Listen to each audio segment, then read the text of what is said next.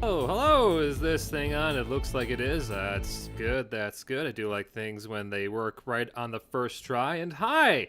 How's it going? I'm Flintworth, and welcome to Creature Workshop, the inaugural episode of Creature Workshop. Today is kind of big for me because I haven't streamed in a while, but that's fine. Because I'm excited. I've been looking forward to doing this for a while because if it's the first time you've seen any of my stuff, I am a D&D YouTube creator. I go typically create guides based on people's favorite characters. They send in by submissions. And typically, I usually spend about maybe 1 to best 3 weeks on some of the things I make for, well, my viewers. The thing is, I've noticed lately that there's some topics, some subjects I've been dying to go talk about that really don't have, well, the manpower or time to turn around at a feasible, well, turnaround. And this all started actually with, well, a suggestion I got not too long ago from off of my Sadako video I did last month from a lovely viewer by the name of Slippery Ghoul, who wrote in, is there any way for a player to play Sadako? I was thinking a sorcerer, maybe. I mean, I would love to play her in a campaign. True Evil would definitely fit her alignment.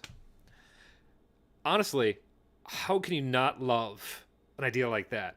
I mean, whenever you do go try to play some kind of evil character in any kind of campaign, it can be frankly hit or miss for a variety of reasons. Maybe because the rest of your team is mostly good. Maybe because your DM isn't really set up to go and, well, frankly, run that kind of morality with the story they're trying to build up. You know what I mean? But be that as it may, it's a valid question because, as I see it, when it comes to making any kind of characters, there's really no limit to what you can go and play as in our favorite hobbies, at our favorite tabletop RPGs. Providing, of course, you get permission from your DM. But the grandest thing is, you can still find elements to be, well, a good guy and still be protagonist out to save the world while also furthering your, I don't know, villainous character's goals. You know what I mean?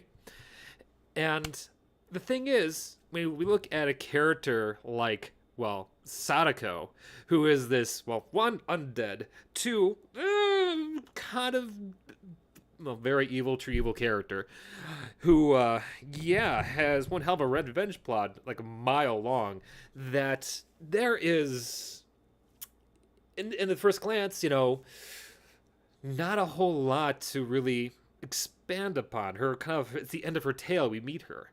But that doesn't mean, as I see it, that we can't go and, well, find a way to play as our own hero. And so I've been thinking about it for a while, and I've looked through all my books, and I've got a set of advice that we maybe can do it. And I would like to go and grab any feedback to those who are watching this at this time. Chime in at any point if you have any ideas or thoughts, because I would love to hear them.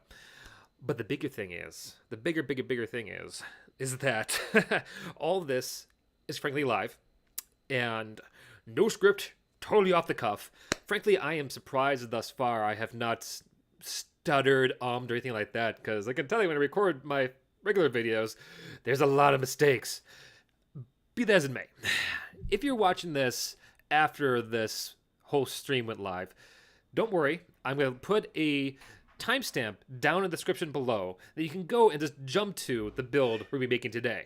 However, if you jump in now or want to see how the figurative bread is made, well, stay tuned and keep watching, dear friends. We'll see what kind of trouble we could get into. Anything else I want to mention? Oh, yes. First things first. I am streaming live from my apartment. You may hear the crinkle of my dog in the background, Tifa, who I would love to show if you decides to show her face. She's a cute little pooch. I love her to death. She's such a cutesy pootsy.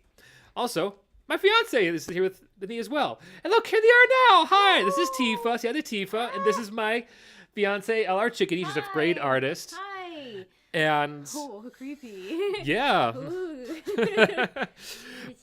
and that's Tifa. Hi, Tifa. These two are like basically my support behind the scenes. Love them to death. I cannot do what I do without them. But I won't go and hold you guys captive any longer. Be gone! Be gone, cuties. Yeah, go ahead, feed her. Number 2. What are we gonna need today? Well, frankly, you don't ever really need exactly something. Does it make sense when it comes to making anything in D&D? It's really, such a game of imagination. And frankly, there's a lot of resources online, both homebrewed as well as content created by Wizard of the Coast that you could, go and build all kinds of stuff on. A lot of it's, really set up free, like D&D and Beyond, Roll20, and I would be surprised if some of your DMs may already have material set aside for you. So don't hesitate to ask them if you, need help getting something, because I can guarantee you, you would get it. Secondly, let me turn this down to sound here. I don't want you to hear my beautiful voice too much. But if you are going to use books from Wizard of the Coast catalog, I'm drawing from today, of course, the D&D's Player's Handbook. I mean, can't go wrong without it. As well as Tasha's Cauldron of Everything. I love this. If you haven't gotten it already, do check it out. There's so much valuable inserts in there. But believe it or not, I also be looking today at a little bit of Ghosts of Saltmarsh, as well as my favorite DM tool in all the world right now, Xanathar's Guide to Everything. And I'm not saying that just because I love the character, but because there's a lot of tidbits and great pieces in here that can help you move things along. But before we get to that, let's take a quick look at Sadako's background itself. Because when I mentioned earlier that the version we see on the screen is really, at her end, but that's really only in the first story, the first movie. The original Ring, or Ringu as it was kind of retitled when it was brought to America, is only one part of the tale. There's a whole variety of different sequels, prequels, both in the novels as well as film, both on both sides of the coast. I mean, there's a few sequels in the US, as well as a variety of different places you can take inspiration from over in Japan. And across it all, there's a lot of different things you could probably go to really get your whole backstory started.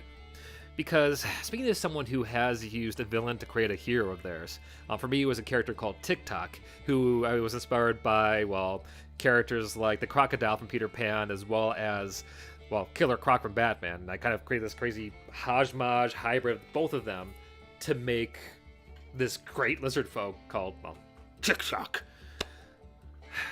I think we do the same thing here with Sadako, because, one of the biggest hurdles you might have trying to get to play as, an Onryo is, the fact she's dead.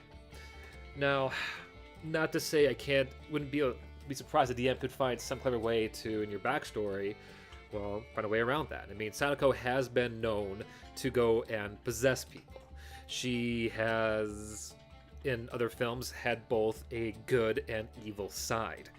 So there's a lot to kind of work with to really kind of loosely curb around the topic of, is she alive or dead? Because frankly, if you're undead, it's going to be kind of a stickler when it comes to hit points. More on that later. The other thing is that, frankly, because the fact that she's had a variety of different kind of things in the past that have made her, her, is that, who's to say you have to start off as an Onryo? I mean, sure. I mean, it could be kind of easy to see your backstory, like, oh yeah, I was killed, dead, and unable to really rest until I got my vengeance. But that's all said and done. Would it be more fun to get the chance to actually play it out in game? So that's why I would say the first things first, that you should try to do is, well, play as your Onryo as someone who's going to become an Onryo. That way you can kind of create a duality of sorts. Maybe by the time you hit level 10, you and your DM could discuss a point where, like, oh, your big bad evil guy or gal kills your character to cause, your now undead character to go to a level 10 on, to then have the rest of the story for them be their Onryo getting like revenge on, well, whatever killed them. It also could be a case that maybe if you do want to start off undead, that your Onryo was, maybe it's not really aware they are dead, so that'd be kind of a cool reveal later on, like, what? I've been dead all along? Oh my god! But it could also be just a lot of fun to, well, be like, yes, I'm totally living. I may be a bit pale, but I'm totally alive. Ignore the smell. I just smell like that. So I'm getting at basically is that your Onryo, power-wise, it just be at, well, level 1, bottom, nothing. But all that is something you really should have a conversation with your DM when it comes to looking at really how you want to go about that side of things. I want to look at more so is how do you build the character? How do you build the character sheet to emulate Sadako's and Onryo's abilities to be exactly the kind of like monster or just undead spirit you want to play as? Because that's what we're here to do, right?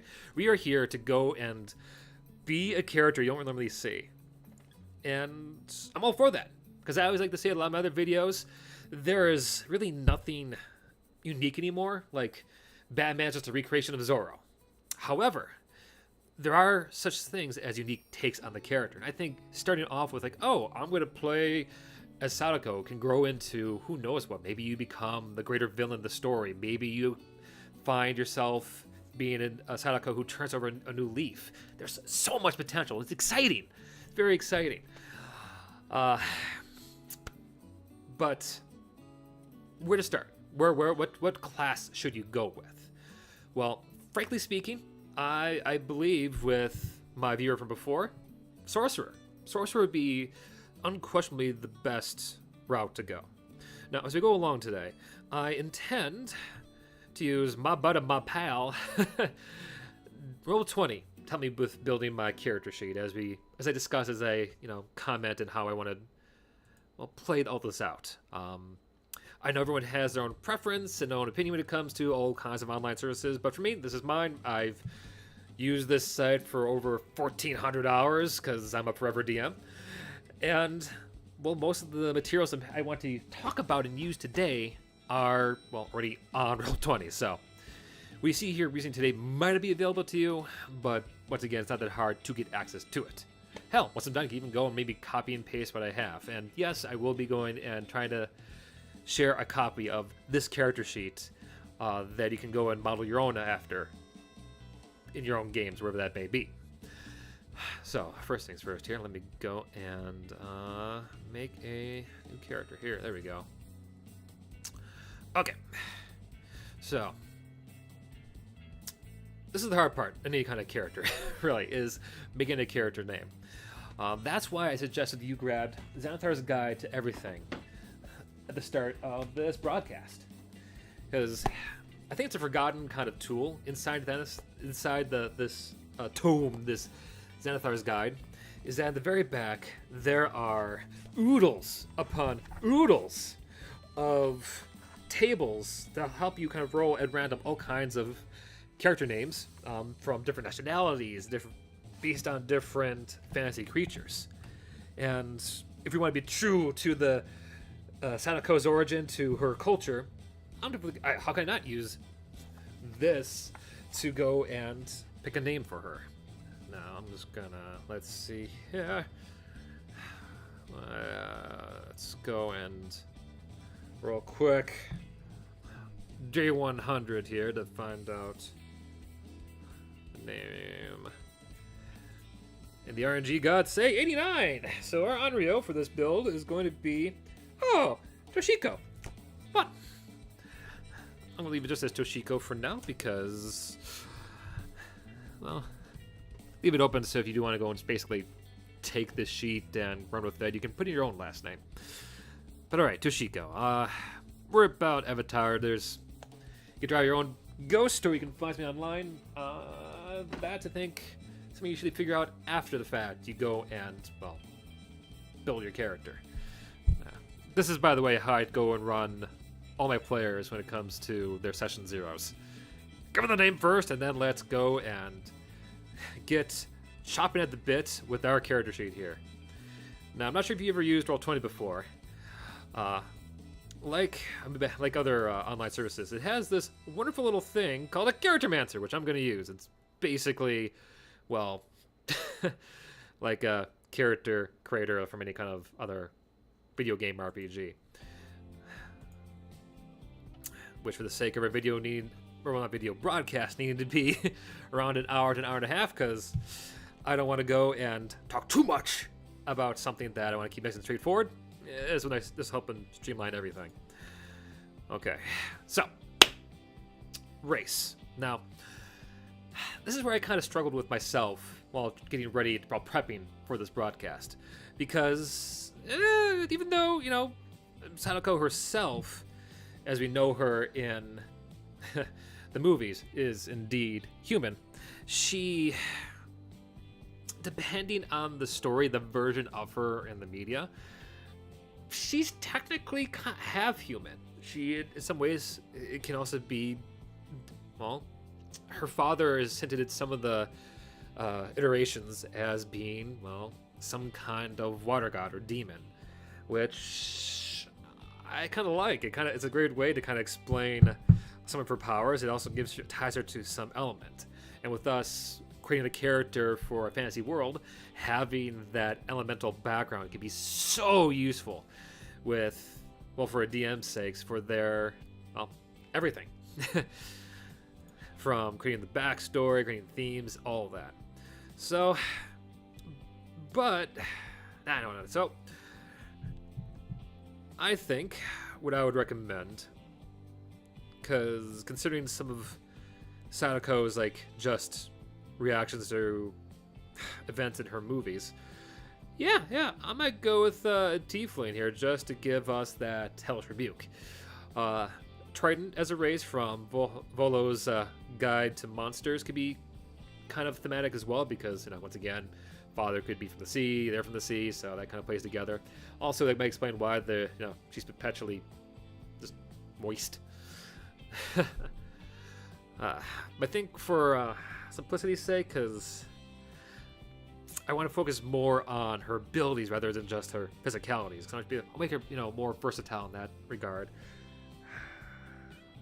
Human, maybe? No. We're gonna go with Tiefling, because I think that would give you more to play with when it comes to just messing with other characters. Also, in life, Sadako lived a very solitary. They lived in a very solitary world, and was ostracized by a lot of people for being kind of, well, understandably, kind of creepy. So Tieflings would play up to that a lot easily, and just the D&D world. Okay, so alignment. As we mentioned before, this is gonna be tough because in the film's iterations, especially her American version, the Samura, she openly admits that, you know, she doesn't want to hurt people. It's iffy. Like, she says that she's going to hurt people and she's not going to stop. So but with a tone that says like, "Oh, I'm sorry. This is just me. You know, deal with it." So you kind of toe the line, you know, with how they're totally good or totally evil. But for the sake of keeping as close as possible to our source material, go with lawful evil. Well, like, you still have to go and probably talk to your DM about how you would go and make it so that you're not out to destroy the party. You probably need one hell of an adversary to convince your character to be on the side of the heroes, but that's future us. It's future player enter name here's problem. And who knows? You can always change things up when you talk to your DM about this later. But okay, language proficiencies. Common, naturally, infernal. That could be flavored to being whatever language your Onryo's dado comes from. I think for Toshiko's sake, I'm going to say that, maybe their dad was maybe the Kraken or Hydra. Who knows? Subrace. Well, I did mention this could be a chance to go and be them human. And I do see my various Mordecai's Tome of Foes being played up in here. But that, I think, adds a little too many options right now. I would totally recommend taking a deeper look in that if you wanted a bit more flavor or just flesh out your character a bit more. But, yeah. Let's keep it just as standard for now. Okay, moving right along. So, Charisma 2, Intelligence 1. Okay, it actually works well. Goes without saying that Samura, or Sadako, or in this case, Toshiko, knows what they're doing. They are intelligent. Their father, in some instances, whether they're fostered or what have you, or I should say adopted, clearly is a doctor. Their mother is typically depicted as some kind of prodigy, and whether it's horsekeeping or as just, well, having psychic abilities themselves. So I think intelligence really plays up into that, and charisma, well, you'll need that to be scary, and if you're going to be playing a character like Sadako, you're going to have the ability to, well, have an easier time terrifying your foes. All right, moving on. Choose a class. Now, as I mentioned and agreed with earlier, Sorcerer. Easily the best one for playing as Sadako. It goes and embraces the original character story of being a character, a girl that's born with power. When she died and became an undead, vengeful ghost, that she didn't gain her powers then. She had them prior to that. She had them at birth. So, naturally, our character should as well. Now, skill proficiencies. Let's see here. Well, naturally, intimidation. Easily, intimidation. Because you want to go and scare your foes and do all kinds of things. And considering our Sadako from, like, really her background, I would persuasion or perception.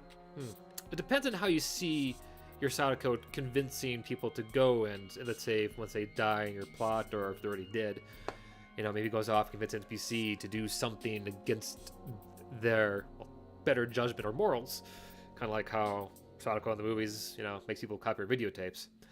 I say that out loud. I think, intimidation. Be threatening people in 7 days. I will kill you unless you like, share, and subscribe my mixtape. Oh, who'd have thunk?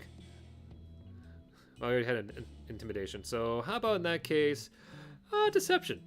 She does use a lot of creepy ass imagery to go and fool people and her victims and do all kinds of horrendous things. Hell, she causes a horse to hallucinate enough to go and toss itself off a boat. Sorcerer's origin. Now, this is where we're going to be looking more closely at our Tasha's Cauldron of everything. Because in here, there's a subclass or sorcerer origin that I would highly recommend you use when trying to play is not just as Sadako, but as any kind of, character that may be or become an Onryo. In this case, it is the origin of Aberrant Mind. I'm just going to try to bring it a bit closer so you can see. There we go, right there. That lovely lady. Now, there we go. Reason for this is that aberrant sorcerers are typically ones that have like psychic abilities, like telekinesis and all kinds of creepy imagery. And more importantly, one of the origins that's suggested here is straight up could be played off of Sadako's evil twin origins from Ring Zero over in Japan. In this case, it has one of the options listed as number 6. Your nightmares whisper the truth to you. So your psychotic powers are not your own. You draw them from your parasitic twin. Now, typically, aberrant minds typically gain their powers from having some encounter or have some kind of exposure to some monster within that's still kind of inside them.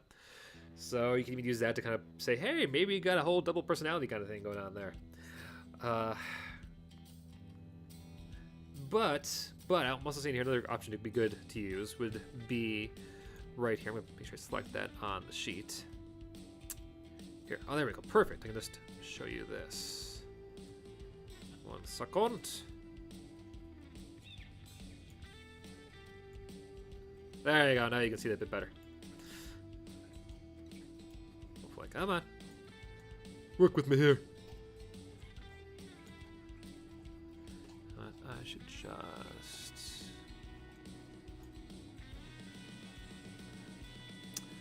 Maybe hear my dog slurp in the background. Do not mind her. She's just a very thirsty pooch. Feel better, Tifa? Huh? Okay. Come on.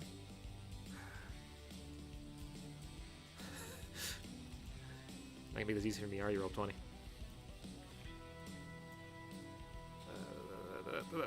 There we go. Okay. See the origins I was trying to refer to. Okay, so you can see number 5 is what I was also looking at here. As a child, you had an imaginary friend that looked like a flumph or a strange platypus-like creature. One day, it gifted you with psychotic powers, which ended up being not so imaginary. I brought this one up because we consider that Sadako's mother, in some cases, got her powers by just communing with some crazy water god. That also did way for you to do the same thing too. Who's to say that your character's mother was the one who consorted with some underwater beastie? I mean, kids be kids. Either or. For the sake of our build here, I would probably see us going with, of the two, probably number 5 would be the easier of the two to play. No, actually, probably 6. 6 may be closer, so let's do that one later. Let's see. Moving on. All right. Spells. Score method. All right. This is always a stickler for a lot of people. For me, I'm always been a big fan of roll for stats, so we're gonna do that here. Okay, let's see what we got. Let's see what we got. Okay, not bad, not bad. And there's even spread across the line. Now, if I recall, we need a boost in charisma and constitution to make the most of our sorcerer here. We will have a boost in intelligence and charisma, so already we're off to a good start with our main attack power. But how can I go wrong with making that a full 20 off the bat? So I'm gonna make that for the 18. That's strength. Oh, that's strength. There, we're gonna do. There we go. Come on. There we go. That's better. Nice big 20 for our Onryo. They're gonna have no problem scaring the crap out of convincing all kinds of NPCs to do things that are just deliciously devious. Let's see, moving right along. Ideally, if you're looking to play them at the right age, to be probably around like, early to mid-teens, I would see probably one of the 14 and the in wisdom and intelligence. They kind of represent like the learning. So you're playing more of like a very cerebral character. Constitution, that's where that's at this point we have 10 and 12. Give the 13 a Constitution. I mean, you are playing a little kid, so, or just a young girl, so you wouldn't be like that that beefy in that regard. I mean, you'd probably be actually pretty weak, which is why I was going to suggest we put 10 for strength. Make that our lowest stat, which at 10 isn't that, well, weak. Last but not least leaves us with dexterity for our last 12 there. Okay. Pardon me. Needed that. Okay. All right, background. This is where I was going to suggest we look at your, if you have it, Ghost of Saltmarsh book. This one contains some unique player backgrounds that we could use to really go and go off that mother or best go or their imaginary friend was someone from the sea. Because there's one in here called an urchin as a background, which, considering that in Sadako's backstory, like I said, she, was committed to at one point. So I could totally see a girl with that level of power that young, maybe, thrown out the door and left to kind of fend for themselves. So you really could play up that fact. That's why they're kind of creepy. That's how they were raised. That's what they know, and they can't get around that. This would mean you would then get more proficiencies to sleight of hand and stealth, which would be just fantastic to have playing a creepy little girl, whether you're alive or dead, as well as getting into these secrets. Like, my gosh, yes, the book here natively says that. There we go. Shoot. Nope. There we go. Come on. Scroll down. There we are. That you know the secret patterns and flow to cities and can find passages through the urban sprawl that others would miss. When you're not in combat, you and companions you lead can travel between any two locations in the city twice as fast as your speed would normally allow. Ergo, it's more so to play out the fact that you live in the streets for so long, you tend to, just end up knowing them well, kind of like a rat knowing all the nooks and crannies in someone's walls.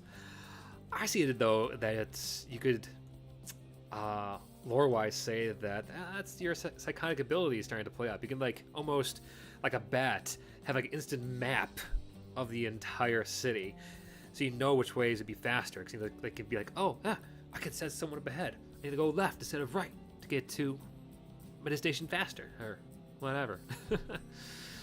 But the other one that could be worth looking into would actually, I think, be Hermit from the classic Player's Handbook.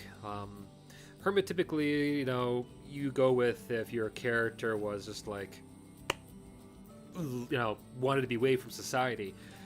But I think it'd be kind of cool to use this if you saw your character was locked up in some asylum, like Sadako was in the American Ring, which talk about kind of like a fun, flavorful twist. Hermit, yep, lived most of my life alone. I mean, you won't say that you were stuck in solitary confinement the entire time, but can you imagine, playing this character and having your other friends realize that, the reason why you are so good with medicine and religion is because you were all that was shoved down your throat while you were in some mental asylum? Ooh. That'd be fun. Be cool.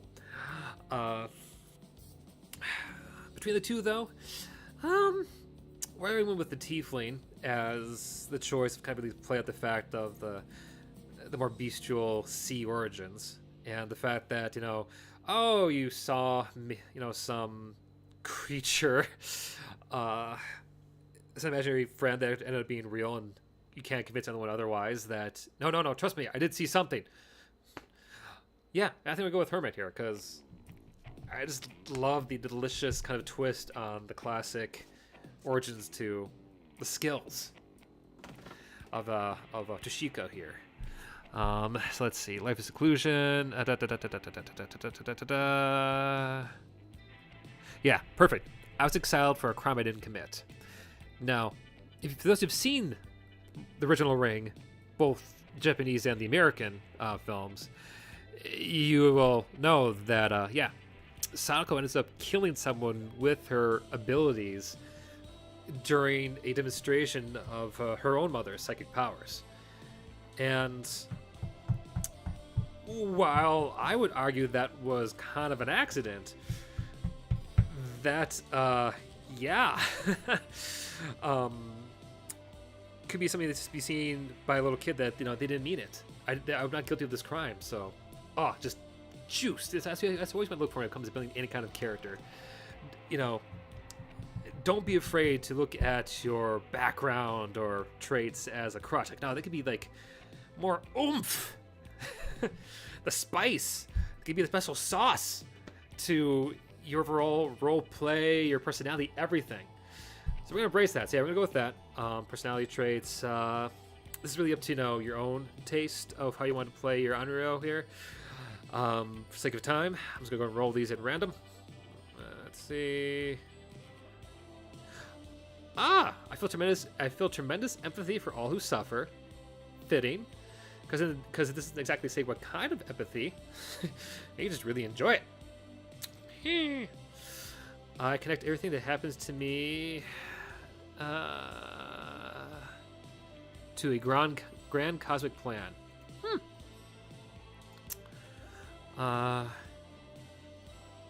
Let's see. No. Let's see. Actually, I want to go and choose one of these personally for get as close as we can to Sadako here. You know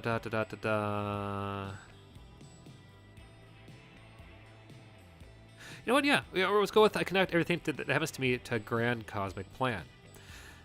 Because concerning Sadako's whole tape curse thing that she does later on, that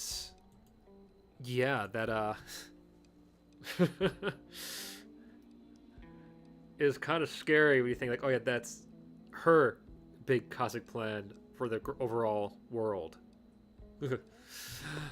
Ideal. Let's see. Yeah. Got to go with the evil one here naturally. Power. Her big thing is really kind of exerting it on other people, and it's not. Yeah, just to. Yeah, her whole thing is kind of really embracing and making it grow more amongst other people. Bond. Now, this is important. Gotta love Bond. Bond is the thing that will make your Onryo want to work with the other players. Because don't forget, D&D is a co-op game. So this is where we really need to focus on why your Onryo, or Onryo to be, or to Sadako, would want to work with other people to further her own means. Let's see here. Not plan of that one. No. Let's see.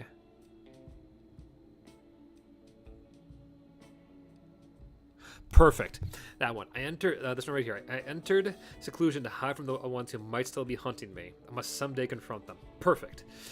Because there's nothing saying here that, hey, you are out for revenge, and these people are just, your ride. You know they're gonna crash course to them. You're like, oh yes, yeah, I can imagine the entire time you're playing off like, oh yes, I'm here to get this bad man. Oh, he's here? Oh, here, I'll capture bad man by squishing his head. Flaw. Yeah. I harbor dark, bloodthirsty thoughts that my isolation and meditation failed to quell. Yep, right there. Yep. That's it. Okay. All right. Equipment. I don't know anyone who ever went with starting wealth and not lose their mind. So let's go with class equipment. Let's see here. Sadako doesn't really ever use weapons herself. Not to say you can't have her walk around with something. Maybe something like a toy or what have you. But for our sakes, our situation here.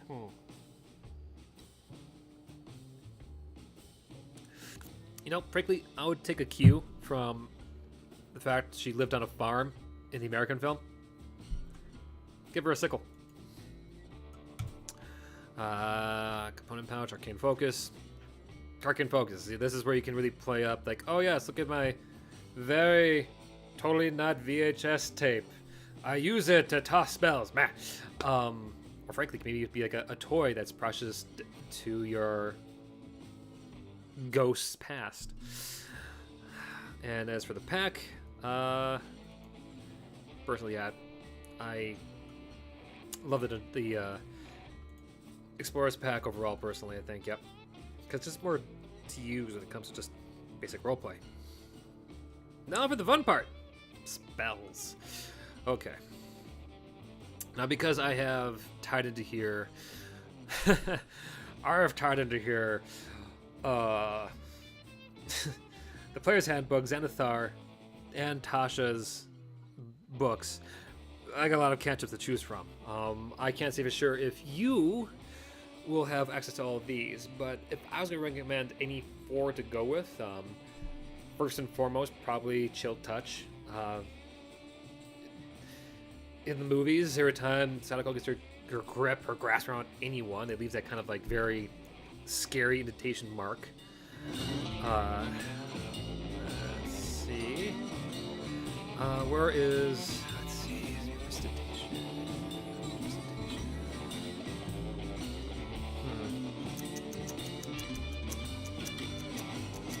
Message, because a lot of her powers would be a good one, considering that her whole thing was being able to effectively like imprint her thoughts onto other medium, and that's how the tape is made. That is basically her rage-filled hatred being like recorded onto the tape. So message would make sense thematically as well here.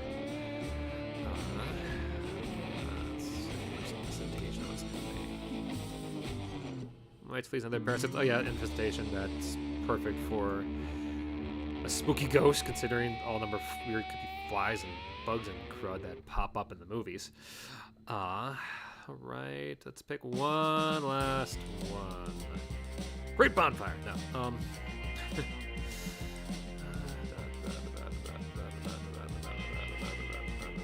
You know what? I'm kind of tempted to go with Shape Water. Either Shape Water or Shocking Grasp. Probably Shape Water, because that... Oh, there it is. That's what I needed. Prestidigitation.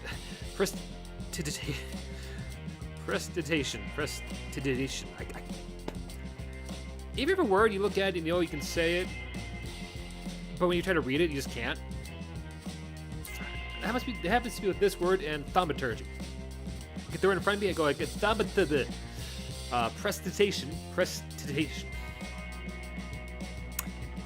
Prestidigitation is perfect for any kind of roleplay purposes. If you're new to this game, this hobby, you should be full aware that it is like almost vital to really just allow you to make all kinds of imagery on the side. It's your go-to to create illusions or just creep people out with all kinds of weird stuff. Grab it. You're gonna want it. Even though it doesn't seem that useful.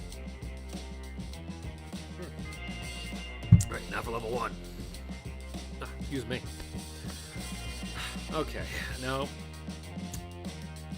an Onryo or a Sadako are definitely characters or creatures that are more ones you want to have more like illusion magic, more magic that kind of your opponent see things and throw them off. So things like Disguise Self could be handy to really just make your opponent see some kind of other nightmare they're terrified of.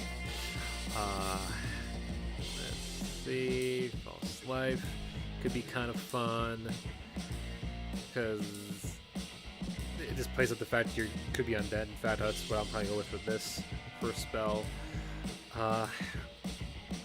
The thing is with D&D being such a combat-focused game, for your first level, you probably would want to go with something that can give you a bit more oomph to your fights. So, to which I would probably recommend myself Ray of Sickness, because in the original book of the Ring, Sadako's curse, so to speak, was actually her giving people like smallpox, giving people a deadly disease. So that would fit perfectly to who she is. Right, Nick? And hi, Nick. Thank you. Press digitation. See? Right there. Press. I think we do like press digitation. Press digitation. Press digitation. Press digitation. I promise you ahead of time. Going forward, I will get that word wrong on so many levels. Press digitation. Press digitation. Okay. And that is really. Can't do feats right now anyway, so. Whoop. All right, now for all like the physical stuff. Naturally, this will be something a bit more you would do to your tastes. So I'm just putting like, placeholders. Like age, young. Height, short. Weight, yes. Eyes, 2. Hair, moist. Because, came out of the well. Skin, clammy. Also, I apparently can't spell clammy. There we go. And perfect. Wait, yes, I did chose an origin, didn't I? I didn't. Aberrant mind. Thank you. Please put it in. Yeah. Also, when it comes to Aberrant mind, I do want to talk more about like the abilities about that in a second, because we're taking this to level 5. Because frankly, to me, a character doesn't really start to shine, a build doesn't start to shine until you get to level 5. So I'll talk more about what is fun about Aberrant Mind Sorcerers in a hot second. So keep going on. Did that already. There you go. I did that. Language proficiencies. I was supposed to get more. Well, here we have Infernal. Let's go with Abyssal. I mean, our evil, hellish, undead girl should be able to speak all kinds of evil tongues to her enemies. I mean, Void Speech would also be a good choice. Undercommon, Umbral. Oh no, Sylvian. Yeah, fairies, pixies.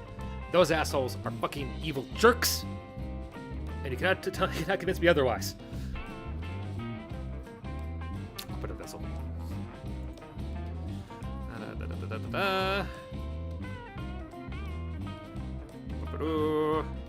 Thank you. There we go. Come on, you got this. Perfect. Apply. This works on the first try. I did. Yay. Okay, so level 1, our Onryo here. Let's take a look. See. Okay. Amber class is 11. Ooh, squishy. Point maximum of 7. Oh, I always forget how like squishy level 1 characters are. But while we're here, let me go and point out a little bit of those Aberrant Mind stuff that you can kind of have fun with. First one, Psychotic Spells. This is where I think the bread and butter of what you're going to like when playing an Onryo sorcerer, or Onryo-esque sorcerer. Here, let me show you. Let me go. There we go. First and foremost, you learn additional spells when you reach certain levels in this class. Duh. Each of these spells contain a sorcerer spell for you. Yay! Whenever you get a sorcerer spell, you can replace one, blah, blah, blah. Ready? Here we go. So this we get things like Hadar, Dissonant Whispers, Mind Sliver, which, let's go to our spells, would be stuff like Mind Sliver. This little fun puppy, you drive a distorting spike of psychic energy into the mind of one creature you can see within range. The target must succeed on an intelligence saving throw or take 1d6 psychic damage. Yeah, if you wanted to go and see what get the feel I'd like to be that creepy ass stare Sadako does. You know what I'm talking about, right? Where he goes and kills spoiler alert, the husband or the ex-husband in the movie. They use it in Dead by Daylight in the loading screen. But yeah, that eye right there. That look, That's the look you know you'd be giving when using a spell like Mind Sliver. It just works. It works so well. I love it. Let's see what else you can be here. Arms of Hadar. This one I've had to go up against before with some of my players. Basically, you summon a bunch of like scary dark tendrils. You basically ask Cthulhu to come and say, "Hey, buddy, slap in, go to town, take care of my enemies." Which you could play up or flavor it to be, "Hey, it's your Dado helping out your old Onryo and taking out your foes," or it could just be totally in your head as your enemies are seeing their very worst nightmares, ripping them to shreds. Fun. But also, yes, Dissonant Whispers would be the other thing you get at this level, which would be you whisper a discordant melody that only one creature of your choice within range can hear, racking it with terrible pain. Granted, this isn't something Sadako does, but her rival from The Grudge, you know, her classic groan, the yeah, that's what I picture when I hear that spell described. I mean, this is where I mentioned earlier at the start of this broadcast, you can really see you going and taking other inspirations to really make your Onryo your own. There's all kinds of stuff that can be. That can be like the you whisper to them like 7 days or like 7 turns.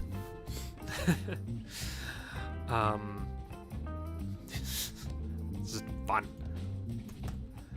Grunge. I'm trying to remember the name of that other character. Kayuko. Kayuko. That's what I'm trying to say. By the way, I actually have a speech impediment called cluttering.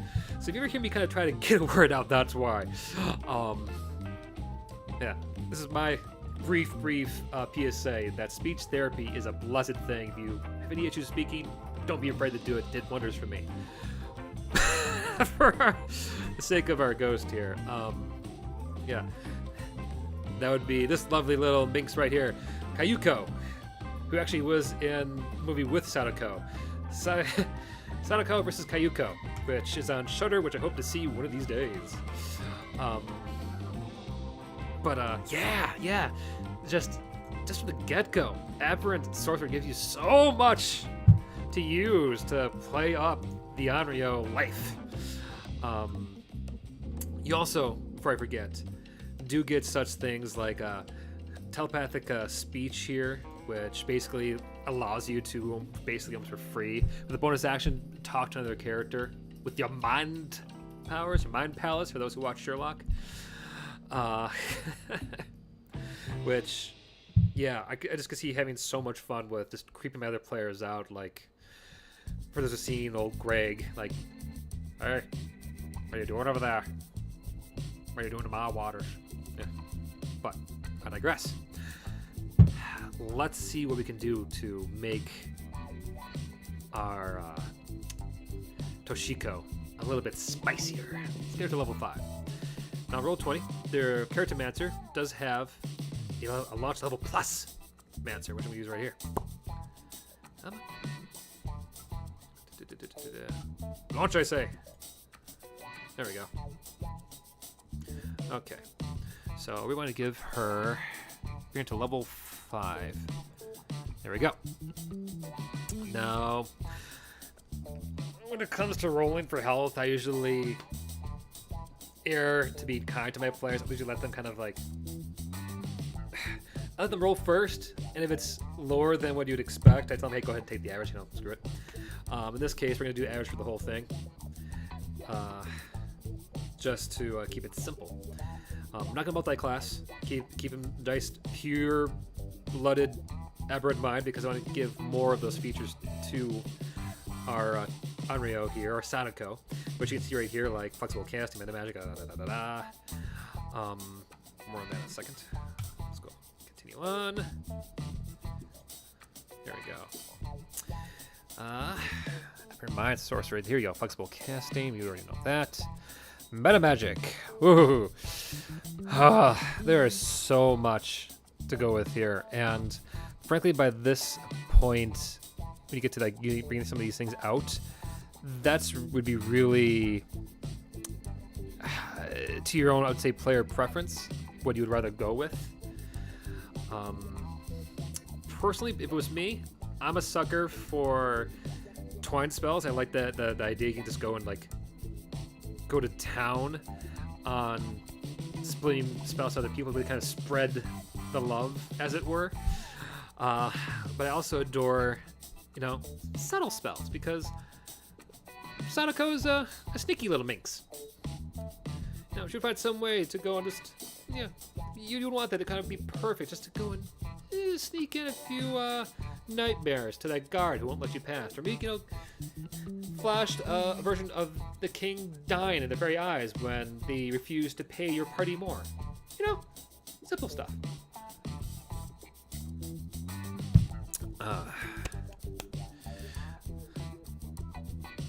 Spread the subtle... Exactly. Spread the subtle spells. Okay. Ability scores. Now, charisma, we really can't do much more unless we take a feat. By this point, I would imagine your Onryo is looking to be a bit more devious. So I would personally, just for role-playing sake, would probably put more into wisdom, just to play up the street smart side of things. But I'd also imagine that if you would picture your character path being one that at level 1 you're just a baby Onryo, and level 20 is the Sadako we know and fear in the movies, you have to go with Constitution. Because by that point, when Sadako is in the film, she's level 20, nothing can stop her. So therefore, nothing should stop you. So let's go beef up our con score here.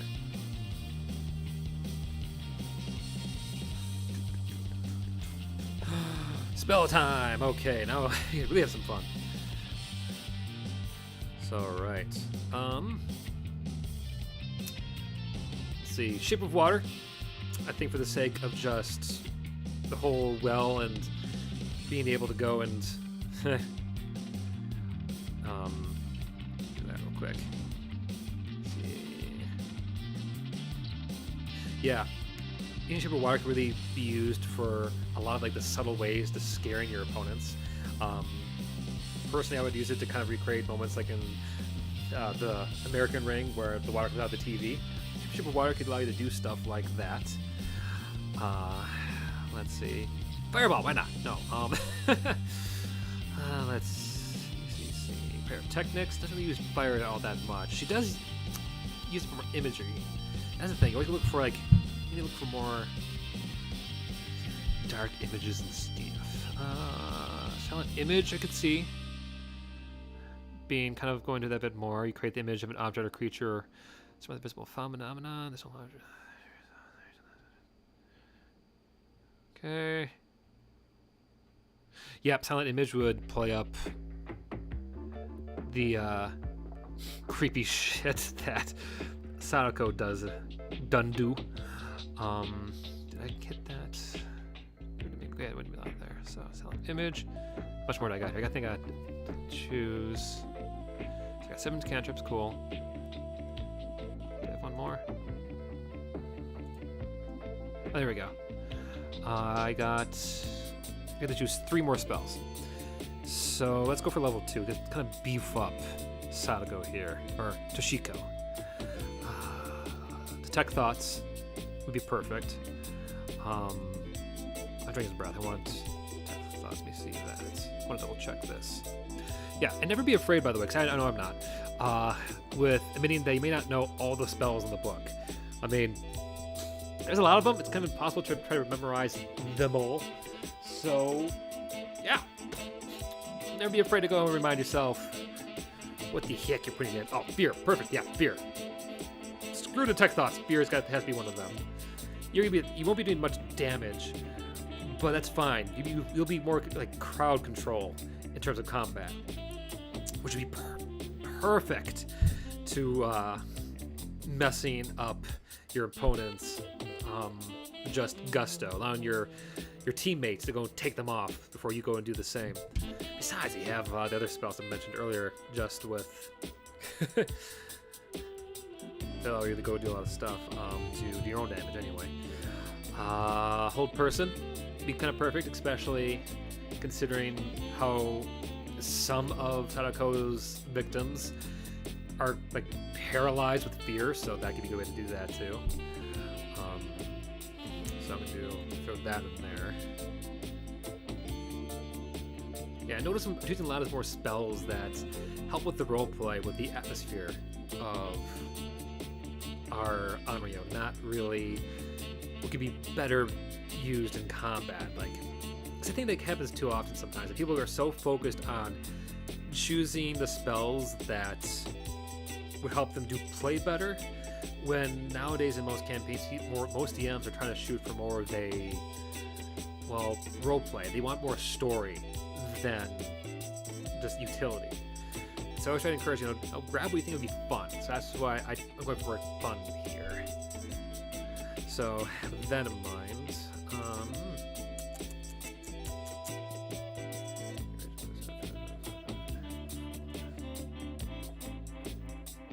there's a root.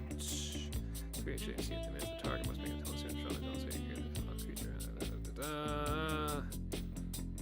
yeah, perfect. This is the last one, I think. Phantasmal Force. That's just another spell you can use to really make your opponents see stuff, to really mess with their mind. Because I think the more of that, the better. To really be okay, maybe a little bit of like utility, but yeah, that'll really help you to be effective in battle. So yeah, moving on. Okay, this is just a review. Applied changes. So let's see what we got here. Anything else? Ooh, look at all that. Okay. So I think this is where it's kind of handy to probably go with Tiefling now in hindsight. Because you have good old Dark Vision, which, come on, Sadako got stuck in a well for 7 days before she died, or in some versions of the tale, she was down there for close to 30-some years. So yeah, I can imagine she would have some good night vision. So Dark Vision, yeah, perfect. Hellish Rebuke and Hellish Resistance, that really play out the fact that her lineage could be a bit more demonic and supernatural.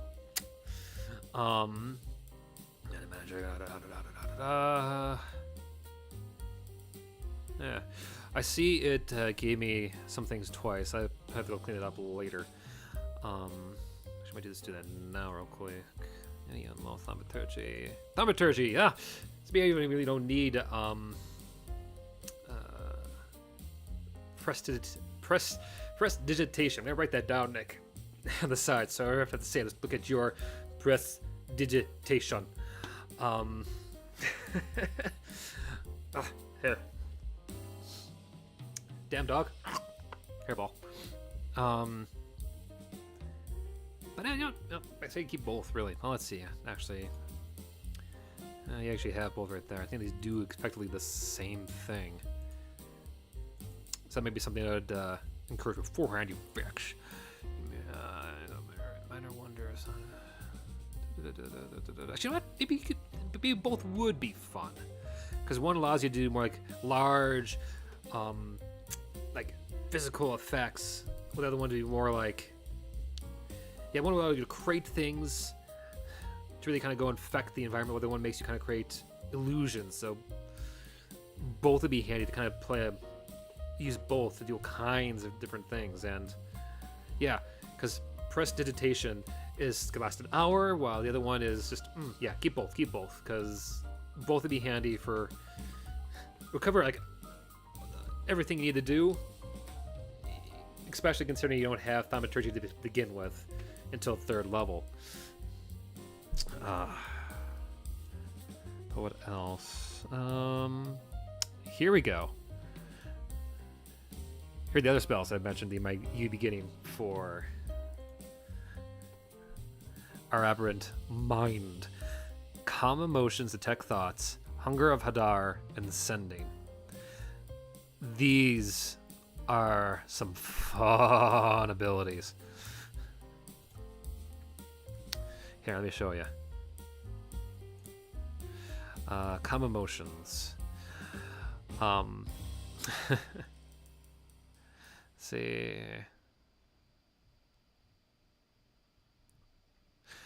Calm emotions basically it will allow your Sadako, your Onryo, to had to double check here because I want to make sure before I got too excited, to effectively cause a large group of characters to either become calm or frightened. So like with fear being just like a single target, this is like a multi-target. It's fun. Let's see. So it gives you like more options to really stir up and control your opponents. Hunger of Hadar is just more of just Cthulhu, frankly BS. I once had a player use Hunger of Hadar to go and take out a whole herd of owlbears. That was so zombie owlbears to boot. That was good. I was so excited to use because it was my first time DMing with them. I was like, "Hey, owlbears! It's them! It's they! Sure, they're undead, but it's like the iconic character." I was like, "Here I am running a Mario game and using like the Goombas. I'm D&D using the owlbears." And then like that, he Hunger Hadar them all, and they're torn apart. It was terrifying, impressive, a little disappointing, but still, it was a good move by his part. And it's something you would want your Sadakos to have.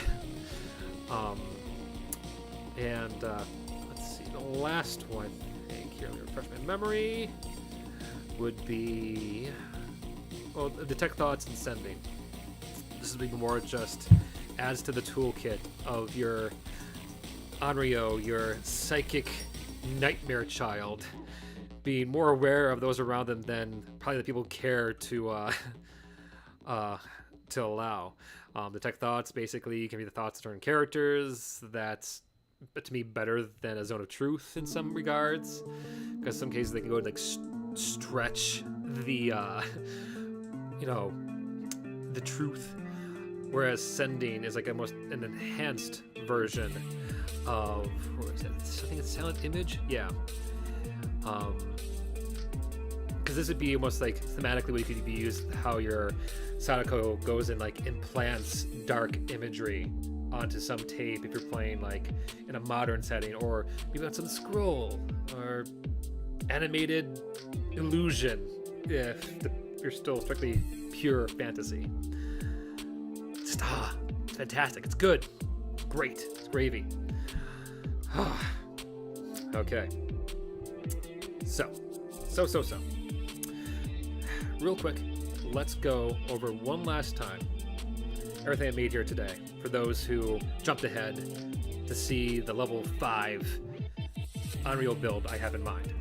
First and foremost, we have a character here that is alignment of lawful evil with a race of just a standard tiefling, to play off the fact that Sadako in the movies is potentially from some kind of like other godly origin. Their daddy was a demon, basically. Made him a hermit to play up the fact that they were probably locked up in some mental asylum before escaping, that you can go and use to your heart's delight, depending on your DM and you decide on, of which gave you a number of certain qualities. First and foremost, it basically gives you tremendous empathy for all those who suffer, which you can take as a good thing or a bad thing depending on how you play it. And then you connect everything that happens to be a grand cosmic plan, which may not just be a plan of someone else, could be, your Sadako's plan. Ideals, all about the power. Bonds, basically you're with the party to use them to help you hunt down the source of your vengeance. And the flaws is that you're very dark and bloodthirsty. Duh. You're playing a character like Sadako. Stats wise, really beefed up charisma to really get the most out of the terror you're planting in your opponents, with a secondary focus in your intelligence and constitution to really go and help you play out the fact in the long run that your ghost is your evil spirit. It's intelligent, and smart. Conniving. Perfect. Knows how to play people like a fiddle. And constitution, which you can use to many ways to play up the fact your character may be undead, or worse yet, just very tough to kill. With strength and dexterity, and technically wisdom kind of be played up last to really showcase the fact that you may be playing a young child in this case. For class, but with naturally sorcerer, with an aberrant mind background, which you can find in Tasha's cauldron to everything, and which gives you all kinds of abilities to allow you to mess with the heads of your opponents. We decided to go for the sorcerer meta magic with the twine spell and subtle spell to allow you to really go and cast a long range of stuff to cross your opponents. And extra languages with more infernal and abyssal. Gotta play up that whole demonic background as much as we possibly can. And I went with a sickle for her physical item that she got. I'm not sure to actually use it, but I wanted to find something to acknowledge her farmer horse farm, that's it, horse farm background from the American version. So I thought that was always kind of sweet, because it allows a lot of really creepy horse-related imagery.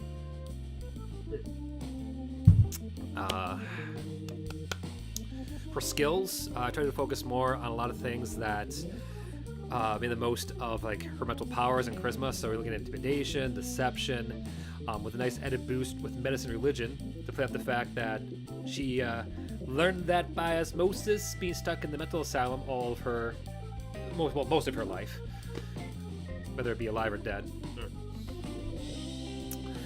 And I went with the Explorer's Kit, because to me it's the better of the two. Sue me. Spell-wise, I try to choose a selection of spells that either would play up, either sending imagery into your opponent's head or making them play off their fears. Really, you're going to be playing a character that's meant to control the field, not really kill them, but to really mess with the heads of the fools, your prey, in front of you. So that means we would use things like Mind Sliver or Silent Image to really make them see all kinds of creepy stuff. Dissonant Whispers to just straight up taunt them when they least suspect it. And False Life to, make them really wonder if your gal can ever be truly killed. With things like the Hadar spells to really enhance the connection you might have to whatever dark god that is your daddy. Can really be used to great effect there as well.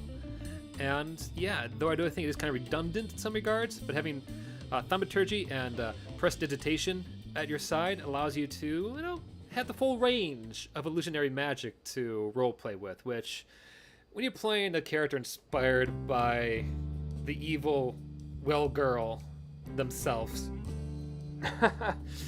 you don't want to be left lacking in your toolkit.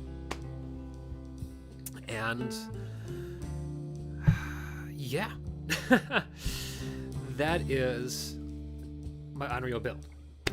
Toshiko. I will go, and as I said, I'll try to find a screenshot, or I will go and post this later in this video description down below for you to go and mess with or use as you see fit. For those watching right now, if you have any questions, please, I'm open right now. I'm just gonna go through a few little updates. Next week, I'm gonna be talking about Cuphead bosses. Had a guy who's been asked about my thoughts on how you would do that, and I've been debating, thinking about it, how you would go and run boss encounters that would really play up Cuphead's quacky, just bullet hell design. I am busy with the next creature creator. I'm about halfway through the editing process. I just have to go and finish recording a few more things and start editing in the B-roll. So I'm hoping to have that done by the end of next week. We'll see if it premieres the same day as do one of these. Yeah, that's all I really have for now. So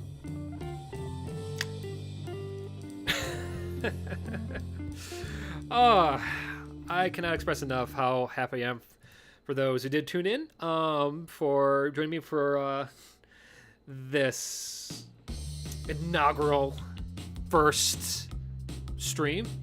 It's been a while. I used to do a lot of streaming back in my college days, so it feels good to be back behind the streaming chair once more. Yeah.